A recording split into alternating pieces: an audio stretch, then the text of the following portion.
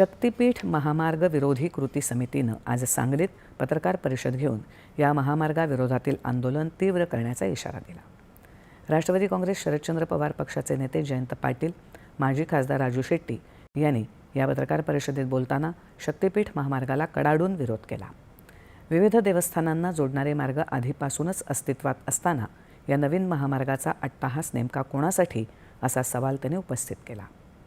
सांगली जिल्ह्यातील विशेषतः वाळवा तालुक्यातील सुमारे 900 एकर अतिशय सुपीक आणि बारमाही बागायती शेतजमीन या प्रकल्पासाठी संपादित केली जाते, ज्यामुळे हजारो शेतकरी भूमिहीन होतील असं ते म्हणाले. या महामार्गामुळे 13 जिल्ह्यातील 21,000 एकर जमीन बाधित होणार असून कोल्हापूर सांगली भागात महापुराचा धोका आणि साखर उद्योगाचं अतोनात नुकसान होणार आहे असं सांगत हा महामार्ग रद्द करावा अशी मागणी यावेळी करण्यात आली.